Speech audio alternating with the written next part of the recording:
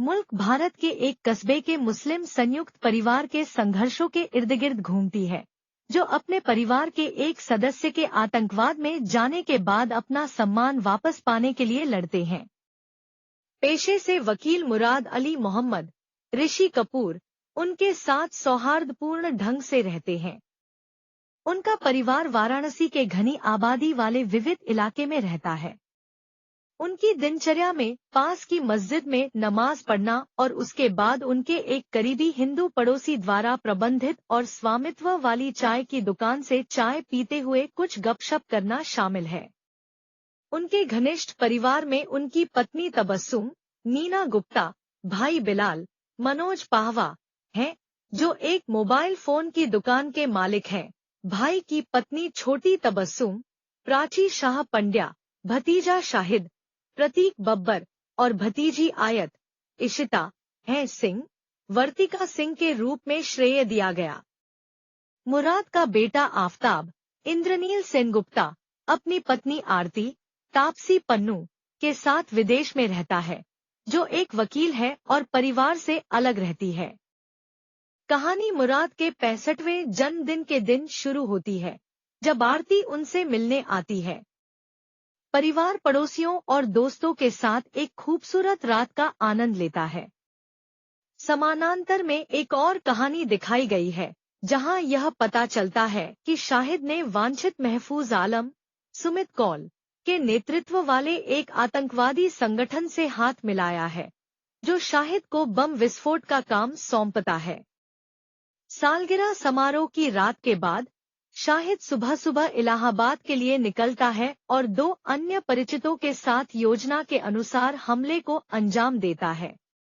बहुत सारे निर्दोष लोग मारे जाते हैं और एसएसपी दानिश जावेद, रजत कपूर को अपराध की जांच करने का काम सौंपा जाता है। वह हमले में शामिल सभी लोगों का पता लगाता है, शाहिद को घेर लेता है और अंततः उसे गोली मार देता है, क्योंकि वह आत्मसमर्पण करने के बजाय भागने की कोशिश करता है। जल्द ही पुलिस मुराद के घर पहुंचती है और परिवार के सदस्यों से पूछताछ शुरू करती है। सबूत इकट्ठा करने के लिए वे उस जगह को उल्टा कर देते हैं। जैसे ही यह खबर चारों ओर फैलती है, लोग मुराद के घर के बाहर इकट्ठा होने लगते हैं। पुलिस ने आगे की पूछताछ के लिए बिलाल को हिरासत में ले लिया। आरती बिलाल के बचाव पक्ष की वकील के रूप में आगे आती है और उसे पुलिस स्टेशन ले जाती है। दानिश ने बिलाल से 17 घंटे से अधिक समय तक पूछताछ की, लेकिन कोई उपयोगी जानकारी नहीं मिली। कुछ ही घंटों में मुराद के पड़ोस के आसपास की स्थिति काफी बदल जाती है। मुराद को दशकों से जानने वाला हर कोई उसे आतंकवादी के रूप में देखने लगता है। उसके जीवन की प्रतिष्ठा और सद्भावना एक ही दिन में नष्ट हो जाती है। बिलाल को सुनवाई के लिए अदालत ले जाया जाता है और न्यायाधीश हरीश मधोक, कुमुद मिश्रा ने उसकी जमानत खारिज कर दी और आगे की पूछताछ के लिए उसे 7 दिनों की पुलिस हिरासत दे दी। पोस्टमार्टम के बाद पुलिस शाहिद का शव मुराद को सौंपने के लिए लाती है, लेकिन वह लेने से इनकार कर देता है। शाहिद के कृत्य की कड़ी निंदा करने के बावजूद मुराद के पड़ोस में स्थिति खराब हो गई है, जहां लोग उसके पूरे परिवार को आतंकवादी के रूप में टैग करते हैं और उन्हें हर संभव तरीके से शर्मिंदा करने की कोशिश करते हैं। घर के अंदर पथराव होता है और उनकी चहारदीवारी पर लिख दिया जाता है, पाकिस्तान वापस जाओ। दूसरी ओर चरमपंथी मानसिकता वाले कुछ मुसलमान मुराद के पास जाते हैं और उसे समझाने की कोशिश करते हैं कि शाहिद ने जिहाद के नाम पर अपना जीवन बलिदान कर दिया है। वह एक सच्चा शहीद है और सभी मुसलमानों को उसके कृत्य की सराहना करनी चाहिए और हिंदू प्रभुत्वशाली समाज के खिलाफ उठ खड़ा होना चाहिए, जिसका मुराद कड़ा विरोध करता है। सब कुछ के बावजूद परिवार शांत रहता है और अपना नाम साफ करवाने के लिए कानूनी प्रक्रियाओं पर निर्भर रहता है। जैसे ही 7 दिनों के बाद कानूनी कार्यवाही शुरू होती है, सरकारी वकील संतोष आनंद, आशुतोष राणा अदालत को यह समझाने की कोशिश करते हैं कि शाहिद का यह कृत्य कोई अकेला मामला नहीं है, यह घटना आंखें खोलने वाली है कि कैसे मुसलमान आतंकवादियों के प्रजनक हैं। उनका तर्क है कि मुराद के परिवार का हर एक सदस्य शाहिद की कार्रवाई के बारे में जानता था और उसका समर्थन करता था और उसका घर आतंकवादी अभियानों का अड्डा था। सबूत के तौर पर उन्होंने शाहिद का लैपटॉप पेश किया जिसमें बम बनाने की विस्तृत प्रक्रिया बताई गई है। एक ट्रांसमीटर जो निजी आवृत्तियों के माध्यम से आतंकवादियों के साथ संचार करने के लिए मुराद के घर पर स्थापित किया गया था।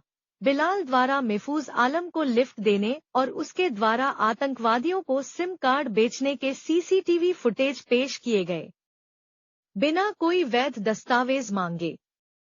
इन सभी तथ्यों के आधार पर वह न्यायाधीश से अनुरोध करता है कि मुराद को भी इस मामले में रुचि रखने वाला व्यक्ति माना जाए और उसे बिलाल के बचाव वकील के रूप में हटा दिया जाए।